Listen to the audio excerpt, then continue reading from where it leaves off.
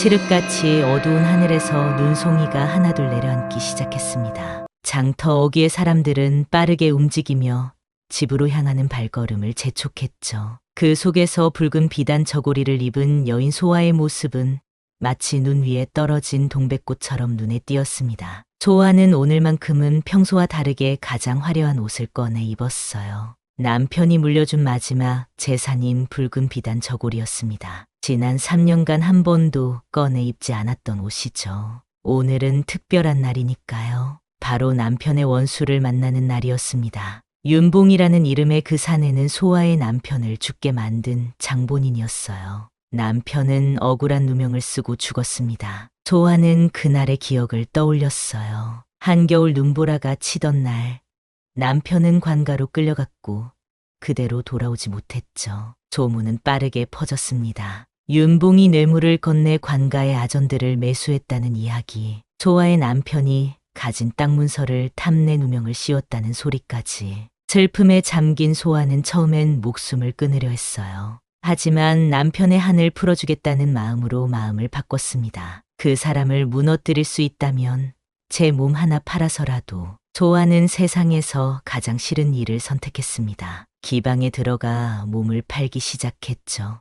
하루하루가 지옥이었지만 복수의 칼을 갈고 또 갈았어요. 그 세월 동안 소아는 윤봉이라는 남자의 모든 것을 파악했습니다. 어떤 여인을 좋아하는지, 술은 얼마나 마시는지, 어떤 기생을 찾는지. 마침내 오늘 소아는 윤봉의 눈에 띌 기회를 만들었습니다. 붉은 비단 저고리가 그 무기였죠. 깨끗한 하얀 눈 위에서 그 색깔은 더욱 선명하게 빛났어요. 소아는 장터에서 천천히 걸었습니다. 주변의 시선을 느꼈지만 개의치 않았어요. 오직 한 사람의 눈길만 사로잡으면 됐으니까요. 과연 얼마 지나지 않아 소아의 예상대로 일이 흘러갔습니다. 사람들 사이로 값비싼 비단을 구경하던 윤봉의 시선이 소아에게 꽂혔어요. 소아는 그 시선을 느끼자 가슴이 요동쳤습니다. 증오와 복수심으로 가득 찬 마음이 흔들렸죠. 하지만 곧 마음을 다잡았습니다. 드디어 걸렸구나, 윤봉. 소아는 마치 모르는 듯 무심하게 걸음을 옮겼어요. 하지만 속으로는 윤봉이 따라오기를 바라고 또 바랐습니다. 눈이 점점 더 많이 내렸어요. 사람들은 하나둘 자리를 떠났지만 소아는 천천히 걸음을 옮겼습니다. 마치 누군가 불러세우기를 기다리는 것 같았죠. 저 부인, 기다리던 목소리가 등 뒤에서 들렸습니다. 소아는 천천히 돌아섰어요. 윤봉의 얼굴을 마주한 순간 소아의 가슴 속에서는 분노가 파도처럼 일었습니다. 하지만 얼굴에는 미소를 지었어요. 마치 봄날 꽃처럼 환한 미소를. 무슨 일로 부르시나요? 윤봉은 잠시 말을 잇지 못했습니다. 소아의 아름다움에 넋이 나간 듯했죠. 서울에서 온 부자 사내였던 윤봉은 고을에서 가장 큰 세력을 가진 인물이었어요. 그런 윤봉이 한 여인 앞에서 말을 더듬었습니다. 그 비단 저고리가 참으로 아름답습니다. 부인께 꼭 어울리는군요. 소아는 속으로 비웃었어요. 남편을 죽인 원수가 지금 눈앞에서 아행을 떨고 있었습니다. 하지만 소아는 오랜 시간 준비해온 연기를 시작했어요. 마치 수줍은 안악처럼 고개를 숙이며 말했습니다. 과분한 말씀이십니다. 이런 천한 여인에게. 윤봉은 소아의 일거수일투족에 더욱 매료되었어요. 소아의 계획대로였죠. 윤봉은 자신을 소개했습니다. 소아는 마치 처음 들어보는 이름인 듯 행동했어요. 눈 내리는 장터 어귀에서 두 사람의 대화는 이어졌습니다. 소아는 자신이 과부라는 사실, 살기 위해 기방에서 일한다는 사실을 꾸밈없이 털어놓았어요. 윤봉의 눈에는 탐욕이 서렸습니다. 소아는 그 눈빛을 놓치지 않았죠. 윤봉이 소아의 손을 잡으려 할 때 소아는 살짝 물러섰어요. 너무 쉽게 넘어가면 의심할 테니까요. 다음에 다시 뵐 수 있을까요? 윤봉의 간절한 물음에 소아는 잠시 망설이는 듯 연기했습니다. 그리고 이내 고개를 끄덕였어요. 윤봉의 얼굴에 환한 미소가 번졌습니다. 소아는 그 미소를 보며 마음속으로 다짐했어요. 남편을 죽인 원수, 반드시 내 손으로 무너뜨리겠어. 눈은 두 사람의 발자국 위로 소리 없이 내려앉았습니다. 하얀 눈밭 위에 붉은 비단 저고리를 입은 여인과 욕망의 눈이 먼 사내의 모습만이 선명했어요. 붉은 비단처럼 타오르는 복수의 불꽃이 소아의 가슴 속에서 피어오르기 시작했습니다. 달포가 지난 봄날, 소아는 윤봉의 집에 첩으로 들어갔습니다. 큰 집은 생각보다 더 넓고 화려했어요. 정원의 꽃들은 봄을 맞아 화사하게 피어 있었지만 소아의 마음은 한겨울보다 차가웠습니다. 윤봉은 소아를 위해 별채를 마련했어요. 좋은 가구와 값비싼 비단으로 꾸며진 방이었습니다. 소아는 그곳에서 매일 밤 윤봉을 맞이했죠. 마음은 천길 낭떠러지에 서 있는 듯 했지만 얼굴엔 항상 미소를 지었습니다. 소아야, 너는 내 평생 본 여인 중 가장 아름다운 꽃이로구나. 윤봉의 칭찬에 소아는 가볍게 웃으며 대답했어요. 과찬이십니다. 날이 곁에 있을 수 있어 영광이에요. 소아의 말에 윤봉은 더욱 기뻐했습니다. 그리고는 소아의 손을 잡아 끌어당겼죠. 소아는 속으로 치밀어 오르는 구역질을 삼키며 윤봉의 품에 안겼어요. 남편을 생각하며 눈을 감았습니다. 낮이면 소아는 윤봉의 집안 곳곳을 살펴보았어요. 어디에 금과 재산이 숨겨져 있는지, 문서는 어디에 보관하는지 하나하나 머릿속에 새겼습니다. 윤봉의 본처는 소아를 못마땅하게 여겼지만 남편의 총애 때문에 겉으로는 아무 말도 하지 못했죠. 하지만 그 눈빛만큼은 칼날보다 예리했습니다. 어느 날 윤봉이 관가에 일이 있어 나간 사이 소아는 방에서 홀로 바느질을 하고 있었어요. 그때 마당에서 들려오는 소리가 들렸습니다. 책 사세요, 책. 새로 들여온 책들이 많습니다. 소아는 호기심에 창가로 다가갔어요. 날씬한 체격의 젊은 책장수가 보따리를 풀어 책들을 늘어놓고 있었습니다. 마침 심심했던 터라 소아는 방문을 열고 나갔어요. 어떤 책들이 있나요? 책장수는 소아를 보자 잠시 멈칫했습니다. 그리고는 공손히 허리를 숙였어요. 아, 안녕하십니까. 조인 정연이라고 합니다. 이 집에 책을 납품하러 왔습니다. 정연은 얼굴을 들었을 때 소아의 모습에 잠시 넋을 잃은 듯 했어요. 하지만 곧 정신을 차리고 책들을 소개했습니다. 이건 시집이고 저건 소설책입니다. 혹시 관심 있으신 분야가 있으신지요? 소아는 책들을 둘러보다가 한 권의 책에 눈길이 갔어요. 낡은 표지였지만 왠지 끌리는 기운이 있었습니다. 이 책은 어떤 내용인가요? 정연은 그 책을 조심스레 집어들었습니다. 이건 마음의 정원이라는 책입니다. 사람의 마음속에 피는 꽃과 지는 꽃에 대한 이야기예요. 보기엔 낡았지만 내용은 따뜻합니다. 소아는 그 책을 받아들었어요. 펼쳐보니 아름다운 글씨로 쓰인 문장들이 눈에 들어왔습니다. 진정한 강함은 복수가 아닌 용서에서 온다. 라는 구절이 소아의 마음을 찔렀어요. 마치 누군가 소아의 마음을 들여다본 것 같았습니다. 이 책 가져도 될까요? 정연은 환하게 웃었습니다. 물론이죠. 부인께 어울리는 책입니다. 소아는 그 책을 받아들고 방으로 돌아갔어요. 하루 종일 책을 읽었습니다. 슬프고도 아름다운 이야기에 빠져들었죠. 밤이 되자 윤봉이 돌아왔습니다. 소아는 얼른 책을 숨겼어요. 윤봉은 술에 취해 있었습니다. 소아야, 내 사랑, 오늘 좋은 소식이 있다. 사또가 우리 집에 잔치에 오기로 했어. 윤봉은 기쁨에 취해 소아를 껴안았어요. 술 냄새가 진동했지만 소아는 평소와 같이 미소 지었습니다. 축하드립니다. 나리, 정말 기쁜 소식이군요. 윤봉은 소아의 귓가에 속삭였습니다. 너에게 줄 선물도 준비했다. 내일 금장식과 비단을 가져다 줄 테니 잔치 때 입고 나오거라. 소아는 고개를 끄덕였어요. 윤봉이 잠든 후 소아는 다시 책을 꺼내 들었습니다. 책의 마지막 페이지에는 작은 글씨로 메모가 적혀 있었어요. 진실을 보는 눈을 가진 이에게 이 책이 위로가 되길. 다음 날 정연이 다시 찾아왔습니다. 윤봉이 주문한 책을 가져온 것이었죠. 소아는 정원에서 정연을 만났어요. 정연은 소아를 보자 조용히 말했습니다. 그대 눈동자엔 칼날이 보여요. 남자 꿰는 눈이 아닌 원한의 칼날이요. 소아는 놀라 말문이 막혔어요. 자신의 비밀을 누군가 알아챈 것이 두려웠습니다. 하지만 정연의 다음 말에 더욱 놀랐죠. 돕고 싶습니다.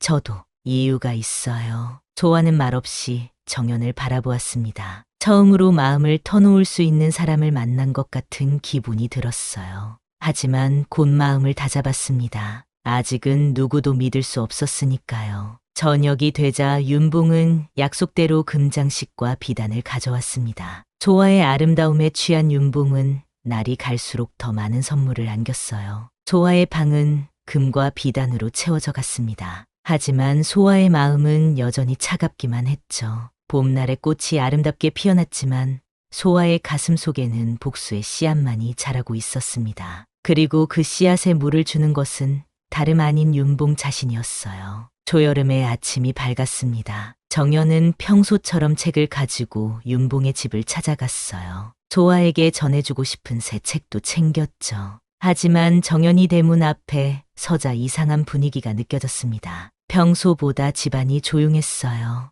오늘은 책을 받으실 분이 안 계십니다. 돌아가십시오. 하인의 말에 정연은 의아했습니다. 책을 주문한 건 윤봉이었는데 윤봉이 없다면 소아라도 만날 수 있을 텐데 말이죠. 정연은 조심스레 물었어요. 소아 마님은요?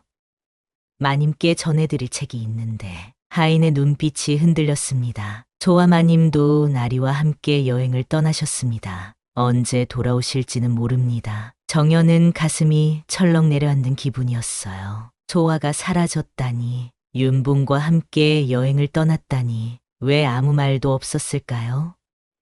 정연은 멍한 상태로 집을 나왔습니다. 내가 왜 이렇게 마음이 아픈 걸까? 정연은 혼잣말을 중얼거렸어요. 그동안 자신도 모르게 소아에게 마음이 생겼나 봅니다. 단순히 복수의 동반자가 아닌 한 사람으로 소아를 바라보고 있었던 거예요. 정연은 책방으로 돌아와 책들 사이에 앉았습니다. 소아를 만난 순간부터 지금까지의 기억이 파도처럼 밀려왔어요. 소아의 슬픔이 담긴 눈동자, 차가운 미소 속에 감춰진 아픔, 그리고 그 아름다움까지. 정연은 이제야 깨달았습니다. 자신이 소아를 사랑하고 있다는 사실을. 내가 그녀를 혹시 연모하는 것인가? 마음이 복잡해진 정연은 산책을 나갔어요. 발길 닿는 대로 걷다 보니 어느새 산 중턱의 작은 암자 앞에 도착했습니다. 그때 한 노승이 정연을 불렀죠. 젊은이, 마음이 많이 무겁구나. 잠시 차 한잔 하지 않겠느냐? 정연은 노승의 말에 이끌려 암자 안으로 들어갔습니다. 차를 마시며 정연은 자신의 이야기를 조금씩 털어놓았어요. 물론 소아의 이름이나 윤봉에 대한 복수 계획까지는 말하지 않았죠. 하지만 노승은 마치 모든 것을 알고 있는 듯한 눈빛으로 정연을 바라보았습니다. 붉은 꽃은 핏물로 피지. 하지만 그걸 지켜줄 바람이 필요하네. 노승의 말이 가슴에 와닿았어요. 마치 소아와 자신을 이야기하는 것 같았습니다. 붉은 꽃은 소아, 바람은 자신. 정연은 결심했어요. 소아가 돌아올 때까지 기다리며 그동안 할 수 있는 모든 준비를 하기로 말이죠. 정연은 고을에 머물면서 조심스레 윤봉에 대한 정보를 모으기 시작했습니다. 주막에서, 기방에서, 장터에서 사람들은 술이 취하면 평소 말하지 않던 이야기들을 털어놓았어요. 윤봉이 어떻게 이 고을에 와서 부자가 되었는지, 얼마나 많은 사람들의 땅을 빼앗았는지. 한편 소아와 윤봉은 한양으로 가는 여행길에 있었습니다. 윤봉은 소아에게 구경시켜주고 싶은 것이 많다며 들떠 있었어요. 소아는 겉으로는 기쁜 척했지만 속으로는 계속 기회를 엿보고 있었죠. 윤봉의 집에 있을 때보다 여행 중에 더 많은 정보를 얻을 수 있을 테니까요. 여관에 묵을 때마다 윤봉은 가장 좋은 방을 잡았어요. 그리고 밤이면 소아와 술을 마셨죠. 취한 윤봉은 자신의 부와 권력에 대해 자랑하기 시작했습니다. 소아야, 내가 얼마나 부자인지 알아? 양반들도 내 앞에서는 꼬리를 내려. 너도 이제 평생 부족함 없이 살 수 있어. 소아는 웃으며 더 술을 따라주었어요. 나리는 정말 대단하십니다. 그 많은 재산을 어떻게 모으셨어요? 윤봉은 술에 취해 말을 이어갔습니다. 사람들이 어리석으니까 가능한 거지. 땅 문서 하나로 그 많은 재산을 지켜낼 줄 모르는 바보들. 소아는 그 말을 가슴에 새겼어요. 여행은 보름이 지나서야 끝이 났습니다. 윤봉의 집으로 돌아온 소아는 이제 더 대담해졌어요. 윤봉이 자리를 비운 틈을 타 집안 곳곳을 더 자세히 살폈습니다. 어느 날 소아는 윤봉의 서재에 들어갔어요. 책장 뒤에 숨겨진 작은 문이 눈에 띄었습니다. 조심스레 열어보니 금고가 있었어요. 소아의 가슴이 쿵쾅거렸습니다. 저 안에 무엇이 있을까? 복수를 완성할 열쇠가 있을까? 소아는 금고 앞에서 한참을 서 있었어요. 열쇠가 필요했습니다. 윤봉이 항상 가슴에 품고 다니는 그 열쇠가 바로 이 금고의 열쇠였던 거죠. 소아는 이 사실을 기억해 두었습니다. 한편 정연은 소아가 돌아왔다는 소식을 듣고 마음이 급해졌어요. 어서 소아를 만나고 싶었습니다. 하지만 함부로 찾아갔다가는 의심을 살 수 있었죠. 정연은 며칠을 더 기다렸다가 책을 핑계로 윤봉의 집을 찾았습니다. 마당에서 소아를 만났을 때 정연의 가슴은 터질 듯이 뛰었어요. 소아는 변함없이 아름다웠지만 눈빛에는 더 깊은 결의가 서려 있었습니다. 오랜만입니다, 마님. 부탁하신 책을 가져왔습니다. 정연은 표정 하나 바꾸지 않고 말했어요. 소아도 마찬가지였죠. 하지만 두 사람의 눈빛은 수많은 이야기를 주고받고 있었습니다. 소아는 책을 받아들며 작은 쪽지를 정연의 손에 슬쩍 건넸어요. 정연은 그것을 눈치채지 않는 척하며 소매속으로 숨겼습니다. 윤봉의 집을 나와 골목에서 쪽지를 펼쳐본 정연의 눈이 커졌어요. 내일 밤 연못가라고 적혀 있었습니다. 정연의 가슴은 기대와 불안으로 가득 찼어요. 소아가 자신을 만나자고 한 이유는 무엇일까?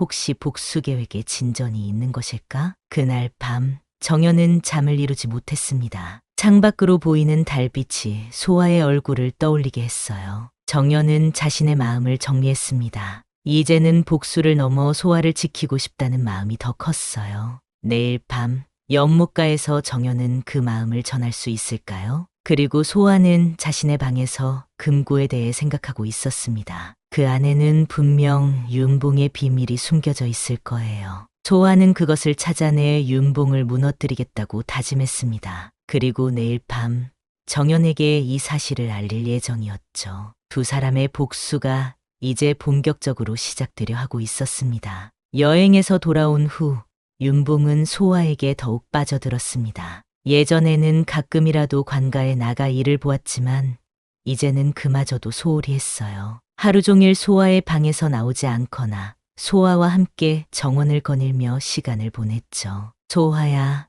내가 이렇게 한 여인에게 푹 빠질 줄은 몰랐다. 윤봉은 소아의 머리카락을 쓰다듬으며 말했어요. 소아는 미소 지었습니다. 나리의 사랑이 과분합니다. 이런 미천한 여인에게. 실은 소아는 윤봉이 일을 소홀히 하는 것이 계획에 도움이 된다고 생각했어요. 고을의 일들이 엉망이 되면 사람들의 원성도 커질 테니까요. 그리고 윤봉의 부하들도 불만이 쌓일 테고요. 한편 정연은 약속된 시간에 연못가에서 소아를 기다렸습니다. 달빛이 연못 위에 비친 모습이 마치 은색 비단을 깔아놓은 듯했어요. 봄밤의 서늘한 바람이 정연의 뺨을 스쳤습니다. 얼마 후 소아가 나타났어요. 윤봉의 눈을 피해 몰래 나온 소아는 조금 숨이 가빴습니다. 흰 저고리와 치마가 달빛에 더욱 하얗게 빛났어요. 기다리셨나요? 소아의 목소리는 작았지만 또렷했습니다. 정연은 가슴이 뛰는 것을 느꼈어요.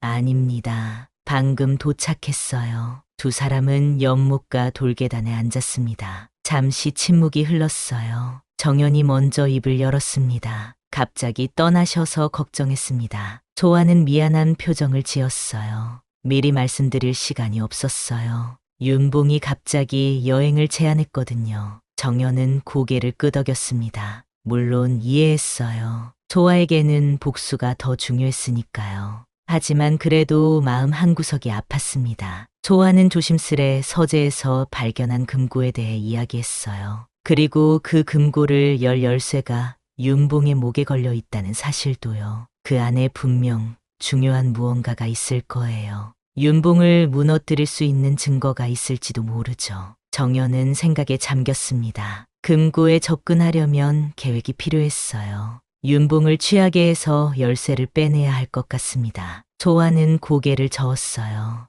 윤봉은 취해도 그 열쇠만큼은 절대 빼지 않아요. 마치 목숨처럼 소중히 여기죠. 두 사람은 한동안 해결책을 고민했습니다. 그때 정연이 문득 생각이 났어요. 다음 주에 윤봉의 집에서 큰 잔치가 있다고 들었습니다. 사또도 오신다면서요? 조화의 눈이 빛났습니다. 맞아요. 그날 큰 술자리가 벌어질 거예요. 모두가 혼란스러울 때 정연이 말을 이었어요. 그때 금고에 접근할 수 있을지도 모르겠군요. 두 사람은 서로 바라보며 미소 지었습니다. 계획이 세워지고 있었어요. 하지만 계획만으로는 부족했습니다. 정보가 더 필요했죠. 윤봉의 부하들 중에 불만이 있는 자들을 찾아야 해요. 내부에서 도움을 받을 수 있다면 더 좋을 텐데 정연은 알겠다고 했어요. 기생들을 통해 정보를 모을 계획이었습니다. 술에 취한 사내들은 평소 말하지 않던 이야기들을 털어놓기 마련이니까요. 그리고 정연은 오래 참았던 이야기를 꺼냈습니다.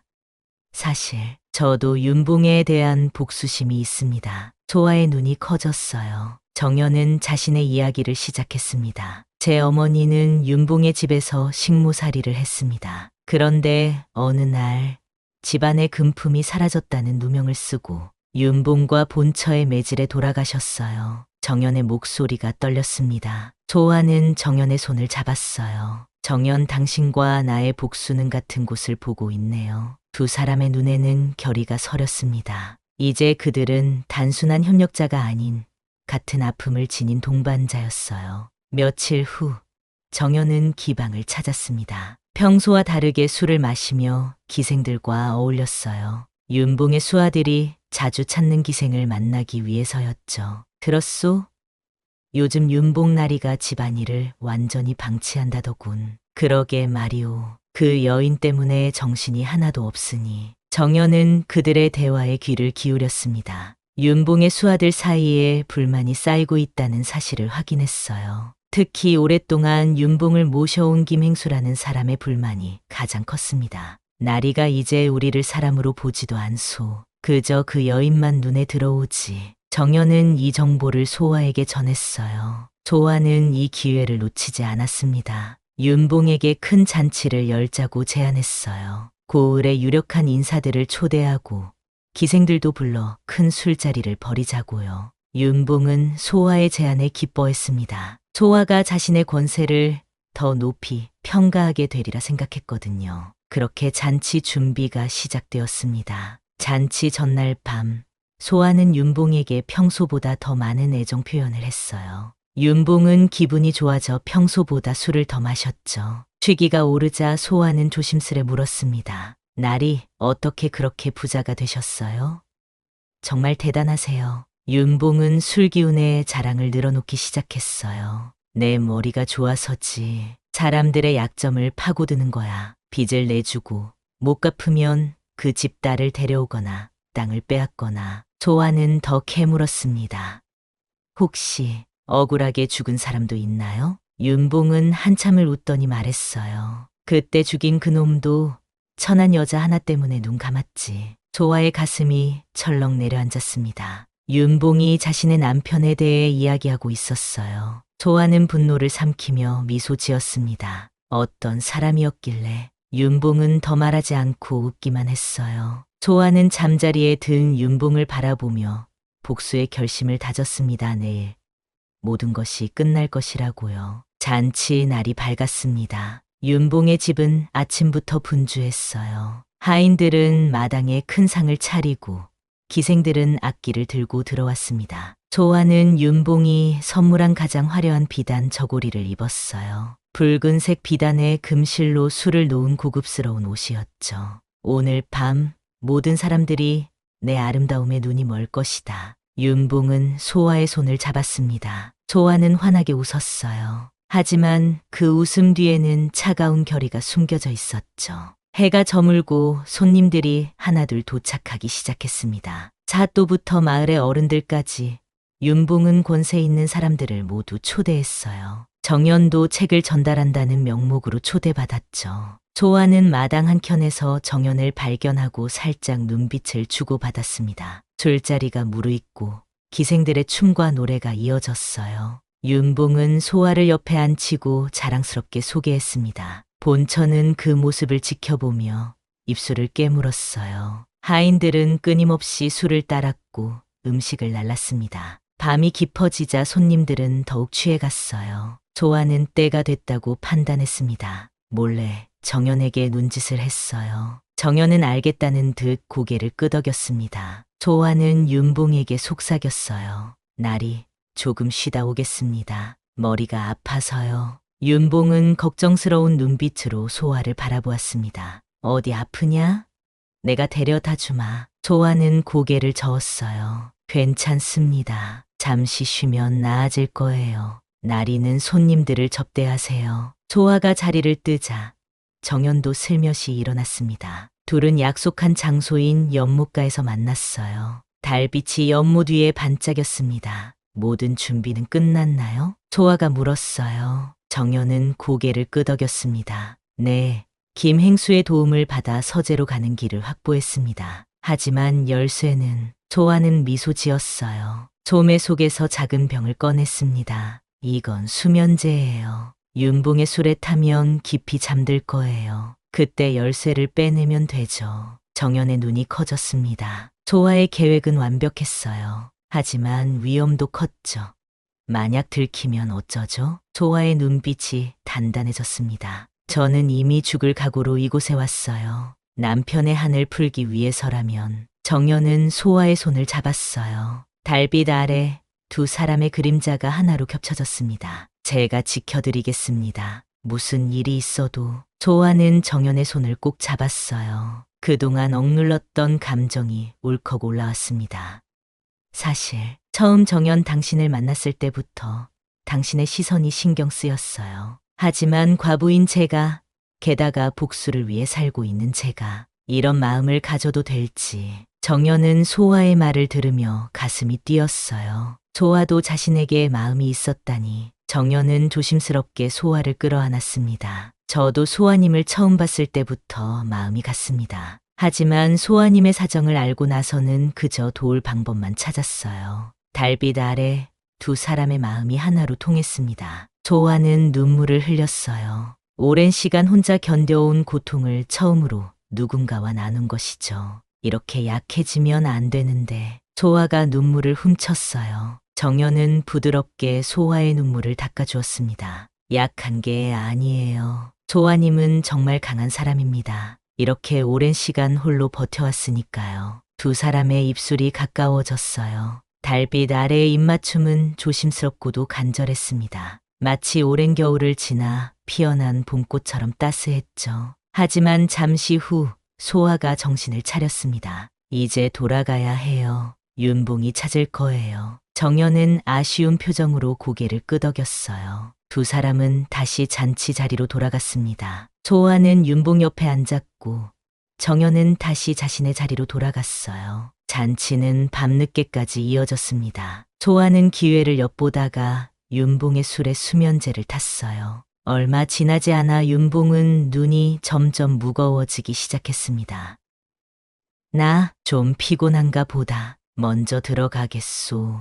윤봉은 비틀거리며 일어났어요. 소아가 부축하며 방으로 데려갔습니다. 방에 눕자마자 윤봉은 깊은 잠에 빠졌어요. 소아는 조심스레 윤봉의 목에서 열쇠를 빼냈습니다. 그때 문 밖에서 발자국 소리가 들렸어요. 소아는 얼른 열쇠를 숨겼습니다. 문이 열리고 본처가 들어왔어요. 첩실에서는 본방나리를 이렇게 재워서는 안 되는 법이오. 본처의 차가운 말에 소아는 고개를 숙였습니다. 죄송합니다, 아마님. 나리께서 갑자기 피곤해하셔서. 본처는 의심스러운 눈빛으로 소아를 바라보았어요. 하지만 더 이상의 말은 하지 않고 나갔습니다. 소아는 안도의 한숨을 내쉬었어요. 소아는 열쇠를 가지고 약속된 장소로 향했습니다. 정연이 기다리고 있었어요. 두 사람은 조용히 서재로 향했습니다. 김행수의 도움으로 하인들의 시선을 피할 수 있었죠. 서재에 도착한 두 사람은 책장 뒤에 비밀문을 열었어요. 금고가 모습을 드러냈습니다. 소아는 떨리는 손으로 열쇠를 넣고 돌렸어요.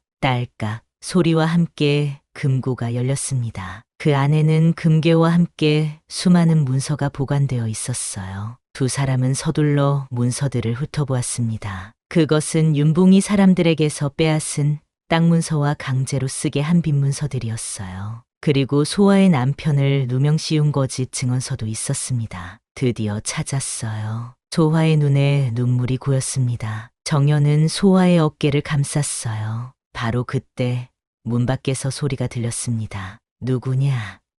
거기 누구야? 본처의 목소리였어요. 소아와 정연은 서둘러 문서를 챙겼습니다. 하지만 이미 늦었어요. 문이 열리고 본처가 들어왔습니다. 이런, 도둑이 들었구나. 본처의 외침에 집안이 발칵 뒤집혔습니다. 하인들이 서재로 뛰어왔어요. 소아와 정연은 문서를 움켜쥔 채 창문으로 도망치려 했지만 하인들에게 붙잡혔습니다. 이 배은망덕한 년, 우리 나리의 총애를 받으면서 이런 짓을 하다니. 본처는 분노로 몸을 떨었어요. 윤봉도 술에서 깨어나 비틀거리며 서재로 들어왔습니다. 윤봉은 상황을 보자마자 얼굴이 불그락불그락해졌어요.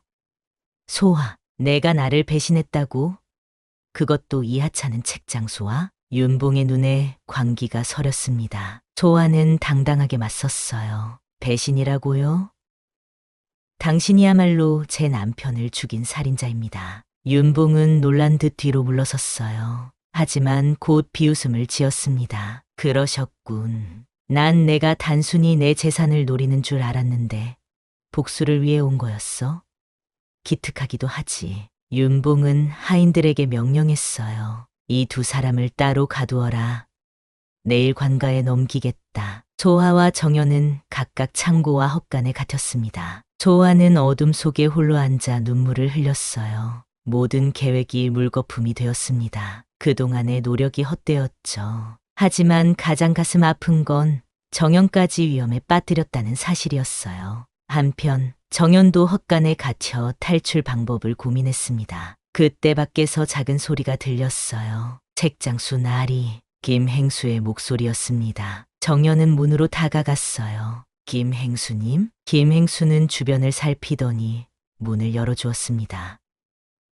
빨리 나오시오. 소아 마님도 구해야 하오. 정연은 놀랐지만 따라 나섰어요. 두 사람은 몰래 창고로 향했습니다. 김행수가 창고 문도 열어주자 소아가 나왔어요. 소아는 정연을 보자 달려가 안겼습니다. 어떻게 된 거죠? 정연이 물었어요. 김행수가 대답했습니다. 윤봉나리가 오랫동안 저희를 괴롭혀왔소. 이번 기회에 저희도 복수하려 하오. 알고 보니 김행수는 다른 하인들과 함께 윤봉에게 복수할 계획을 세우고 있었던 거였어요. 소아와 정연의 행동이 그 신호탄이 된 겁니다. 빨리 가시오. 곧 일이 벌어질 테니. 김행수의 말에 소아와 정연은 의아했지만 일단 대문 밖으로 나왔어요. 그때 뒤를 돌아보니 윤봉의 집에서 연기가 피어오르고 있었습니다. 저건 정연이 놀라 물었어요. 소아도 충격을 받은 듯했습니다. 불이야. 곧 불길이 치솟았어요. 윤봉의 저택이 화염에 휩싸였습니다. 사람들이 소리치며 뛰어나왔지만 윤봉과 본처의 모습은 보이지 않았어요. 나리, 금고를 꺼내야 합니다. 하인이 외치는 소리가 들렸습니다. 윤봉은 금고를 지키기 위해 불타는 집으로 들어간 모양이었어요. 본처도 따라 들어갔다고 했죠. 소아와 정연은 그 광경을 바라보며 말을 잇지 못했습니다. 불은 삽시간에 번져 저택 전체를 집어삼켰어요. 사람들은 물을 날랐지만 역부족이었죠. 저들이 불을 지른 건가요? 소아가 떨리는 목소리로 물었어요. 정연은 고개를 저었습니다. 아마 윤봉의 수하들이 우리가 붙잡히자 더 이상 참지 못하고 행동한 것 같아요. 두 사람은 한동안 불타는 저택을 바라보았습니다. 사람들의 소리가 점점 커졌어요. 나리와 마님이 안에서 하인들의 울음소리가 들렸습니다. 윤봉과 본처는 끝내 불타는 집에서 나오지 못했어요. 아마도 금고를 지키려다 불에 갇힌 모양이었습니다. 소아는 감정이 복잡했어요. 자신이 원하던 복수는 이런 방식이 아니었는데, 하지만 한편으로는 남편의 한이 풀린 듯한 느낌도 들었죠. 정연은 소아의 손을 잡았어요. 이제 어떻게 할까요? 조아는 잠시 생각하다가 말했습니다. 문서들, 우리가 가져온 문서들을 사또에게 전해야 해요. 억울한 누명을 쓴 사람들의 명예를 회복시켜야죠. 정연은 고개를 끄덕였어요. 두 사람은 황급히 그 자리를 떠났습니다. 마을은 온통 혼란에 빠졌어요. 윤봉의 저택이 불에 타고 윤봉과 본처가 죽었다는 소식이 순식간에 퍼졌죠. 조아와 정연은 몰래 작은 여관방에 몸을 숨겼습니다. 문서들을 꺼내 하나하나 살펴보았어요. 윤봉이 얼마나 많은 사람들에게 악행을 저질렀는지 모든 증거가 담겨 있었습니다. 여기 당신 남편의 사건 기록도 있어요. 정연이 한 장의 문서를 소아에게 건넸어요. 조아는 떨리는 손으로 받아들었습니다. 문서에는 윤봉이 어떻게 거짓 증인을 매수하고 가짜 증거를 만들었는지 상세히 적혀 있었어요. 드디어 진실이 밝혀졌네요. 조아의 눈에서 눈물이 흘렀습니다. 3년간의 한이 이제야 풀리는 듯했어요. 정연은 소아를 끌어안았습니다. 이제 남편분의 억울함을 풀어드릴 수 있게 되었네요. 조아는 정연의 품에 안겨 흐느꼈어요. 슬픔과 기쁨, 안도감이 뒤섞인 복잡한 감정이었습니다. 윤봉은 죽었고 남편의 누명은 곧 벗겨질 테니까요. 하지만 두 사람의 마음 한구석에는 여전히 무거움이 있었습니다. 윤봉의 죽음을 직접 초래한 것은 아니지만 그들의 행동이 간접적으로 영향을 미쳤으니까요. 내일 아침 사또에게 가서 모든 것을 말씀드려요. 정연이 말했어요. 조아는 고개를 끄덕였습니다. 이제 남은 것은 진실을 세상에 알리는 일뿐이었죠. 밤이 깊어갔어요. 조아는 정연의 품에 안겨 잠이 들었습니다.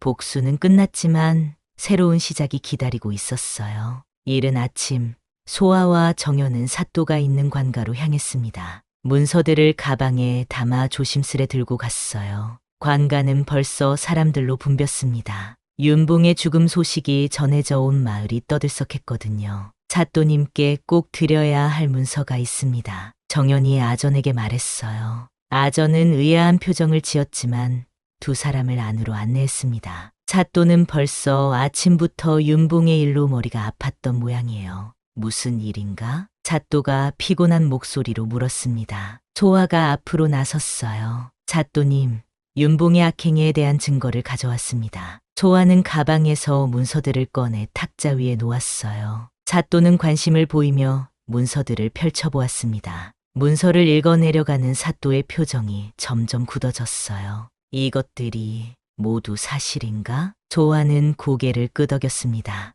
네, 사또님. 윤봉이 직접 기록한 문서들입니다. 어떻게 사람들에게서 땅을 빼앗았는지, 가짜 증거로 사람들을 해쳤는지 모두 담겨 있습니다. 사또는 한참 동안 문서들을 살펴보았어요. 그 중에는 소아의 남편에 관한 문서도 있었죠. 사또는 이내 고개를 들었습니다. 자네는 박서방의 아내인가? 조아는 놀랐어요. 사또가 자신의 남편을 알아보다니. 네, 맞습니다. 사또는 한숨을 내쉬었습니다. 그 사건은 내가 늘 마음에 걸렸다네. 증거가 너무 확실해 보여서 판결을 내렸지만 후에 무언가 이상하다는 느낌이 들었지. 이제 모든 게 명확해졌구려. 사또는 아전들을 불러 명령했어요. 이 문서들을 확인하고 윤봉에게 피해 본 사람들의 명단을 작성하라. 그들의 재산과 명예를 회복시켜야 한다. 조화의 눈에 눈물이 고였습니다. 드디어 남편의 누명이 벗겨질 거예요. 정연은 소아의 손을 꼭 잡았습니다. 사또는 소아를 바라보았어요. 자네 남편은 억울한 누명을 썼다. 이제 그 명예를 회복시켜 주겠네. 하지만 사또가 말을 흐렸어요. 조아는 초조하게 기다렸습니다.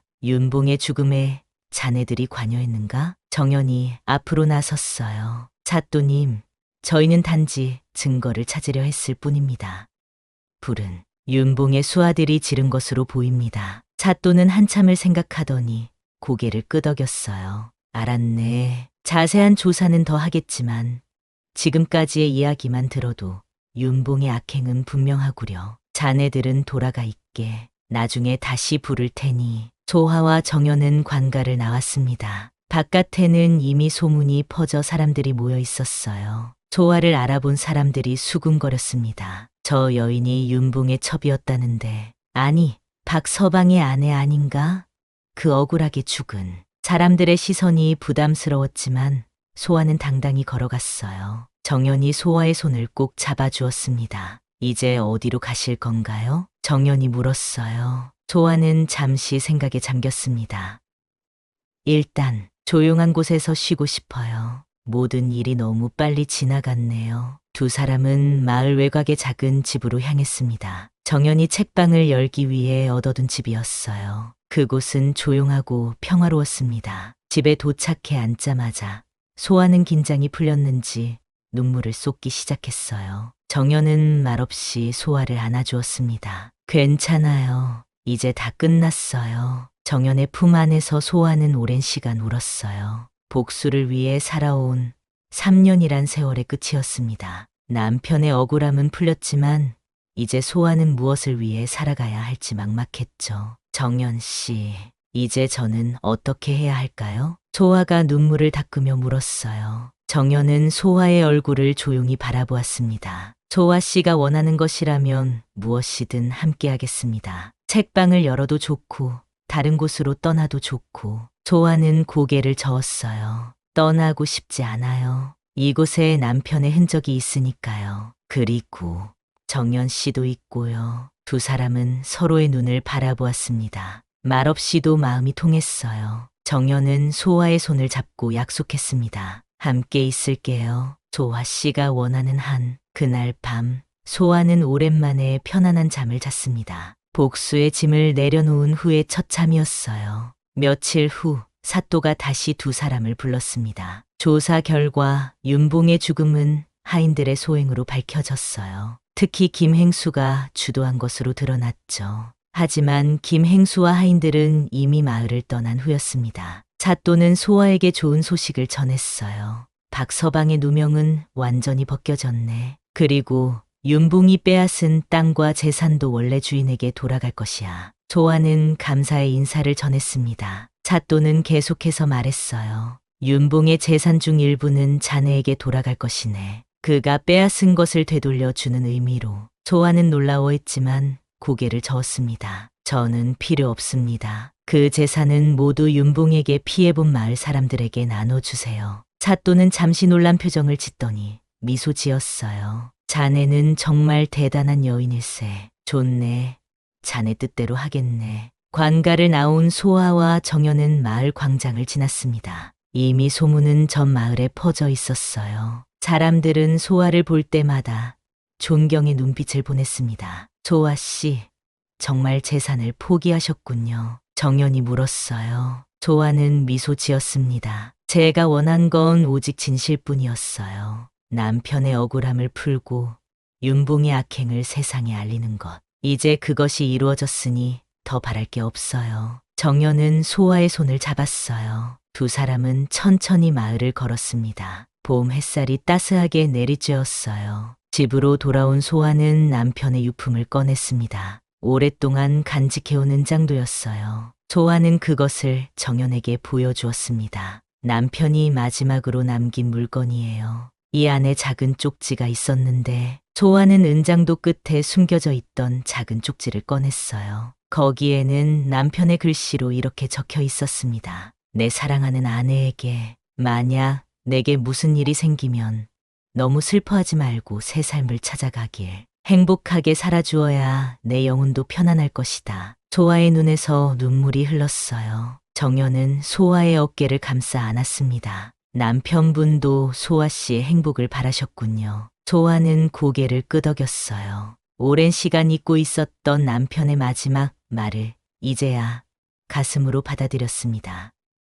이제 정말 새로운 시작을 해야 할 것 같아요. 소아의 눈빛에 결의가 서렸습니다. 복수가 아닌 진정한 삶을 위한 결의였어요. 마을에는 많은 변화가 일어났어요. 윤봉에게 빼앗겼던 땅과 재산이 원래 주인에게 돌아갔고 억울한 누명을 썼던 사람들의 명예도 회복되었습니다. 소아와 정연은 마을에 남기로 했어요. 정연은 계획대로 책방을 열었습니다. 작지만 따스한 공간이었죠. 소아는 정연을 도우며 새로운 삶에 적응해 갔어요. 책방 개업 첫날 뜻밖의 손님들이 찾아왔습니다. 윤봉에게 피해를 입었던 마을 사람들이었어요. 그들은 소아와 정연에게 감사의 인사를 전했습니다. 덕분에 우리 가족의 땅을 되찾았습니다. 정말 감사합니다. 한 노인이 눈물을 글썽이며 말했어요. 소아는 부끄러운 듯 고개를 저었습니다. 저희가 한 일은 없습니다. 그저 진실이 드러난 것뿐이에요. 하지만 마을 사람들은 계속해서 감사의 마음을 표했어요. 그들에게 소아와 정연은 용감한 영웅이었습니다. 윤봉의 압제에서 마을을 해방시킨 사람들이었죠. 언젠가 내 그 집에 그 사단이 날 줄 알았네. 저들처럼 용감한 사람이 있어 드디어 우리 고을이 평안해질 거야. 사람들의 수군거림이 들렸어요. 누구도 직접적으로 말하지는 않았지만 그들의 눈빛에는 소아와 정연을 향한 존경과 응원이 담겨 있었습니다. 책방은 곧 마을의 명소가 되었어요. 아이들은 물론 어른들도 자주 찾아왔습니다. 소아도 자신만의 역할을 찾았습니다. 기방 출신의 경험을 살려 어려움에 처한 여인들의 상담자가 되었어요. 특히 과부나 기생 출신 여성들은 소아에게 마음을 열었습니다. 그녀 역시 그들과 같은 아픔을 겪었으니까요. 한 번은 한 젊은 과부가 소아를 찾아왔어요. 남편을 잃고 아이를 키우기 힘들다며 눈물을 흘렸습니다. 소아 언니는 어떻게 이렇게 강하게 살 수 있나요? 소아는 그녀의 손을 잡았어요.